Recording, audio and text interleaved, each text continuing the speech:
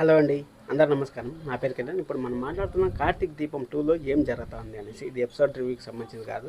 ఈ వారంలో జరిగింది మొత్తము ఒక వీడియోగా అయితే చేసి రివ్యూ చెప్తాను.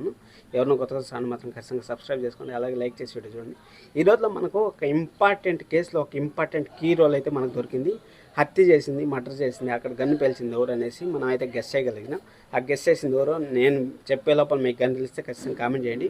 అలాగే ఎవరినో కొత్త ఛానల్ మాత్రం సబ్స్క్రైబ్ చేసుకోండి, లైక్ చేసి వీడియో చూడండి. చాలా మంది కార్తీక్ దీపం చూస్తూ ఉంటారు, లైక్ చేయట్లేదు. మన సీరియల్ అయిపోతుంది అనేసి నేను చెప్పింది లాస్ట్ మూమెంట్లో అలా ఉంటుంది అనేసి చెప్పాను, అంతేగాని ఈరోజు అయిపోతుంది రేపు అయిపోతుంది అనేది చెప్పలేదు. మనకి ఎపిసోడ్ ఎప్పుడైతే సీరియల్ అయిపోతుందో ఆ వీక్ అలా ఉంటుంది అనేసి అయితే చెప్పాను. ఇప్పుడు మన ఎపిసోడ్లో కానీ వెళ్ళిపోయినామంటే ఈ వారంలో మనకు జరిగిండేది కోర్టుకి అయితే అందరూ వచ్చారు. దశరథ్ గారికి అయితే స్పృహ వచ్చిన తర్వాత వాంగ్మూలంలో ఏమి ఇచ్చారు, దీపాన్ని కాల్చిందనేసి అన్నారు. ఎందుకంటే ఆ టెన్షన్లో ఎవరు చూడరు, మనం ఎగ్జాక్ట్గా చెప్పాలంటే ఆ టెన్షన్లో ఎవరు కాల్చారని చూడరు. ఈరోజు జోష్నానే చెడుపుకుంటాను అనేసి నాకైతే కంపల్సరీ అనిపించింది. ఎందుకు అనిపించింది అంటే చెప్తానండి. అక్కడ మనకు లాయర్ గారు కార్తీక్ నిన్న మాట ఇచ్చారు సౌర్యకి, ఏమని, నేను బుధవారంకి మీ అమ్మని ఎలాగైనా తీసుకొస్తాను అనేసి చెప్పాడు.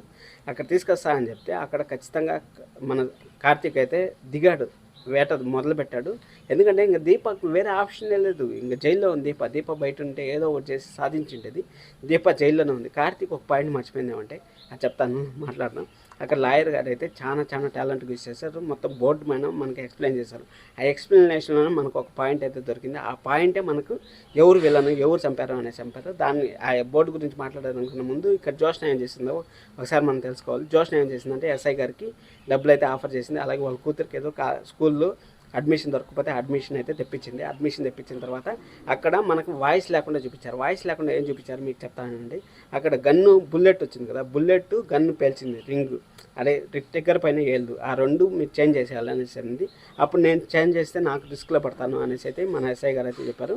అక్కడ ఎస్ఐ గారు చెప్పినా కానీ మీకు అస్సలు ఎలాంటి ప్రాబ్లం లేదు చెప్తాను అనేసి మన జోష్న అయితే చెప్పింది.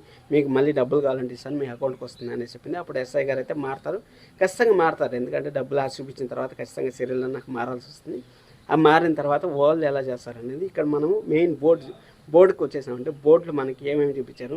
దశరథ్ గారిని చంపాలని పగలేదు, జోష్నాన్ని చంపాలనుకుంటే అక్కడ గన్ను రాలేదు, ఆ బుల్లెట్లోంచి రాలేదు, వాళ్ళు సాక్ష్యాలు అంతా కొనేసింటారు అనేసి మన లాయర్ గారు చెప్తా ఉంటారు. ఆ చెప్పిన వెంటనే మన జోష్న ఎపిసోడ్ అయితే వచ్చింది. నేను దానికి ముందు ఎందుకంటే మీకు కొంచెం సస్పెన్స్ క్రియేట్ చేస్తాను అంతే.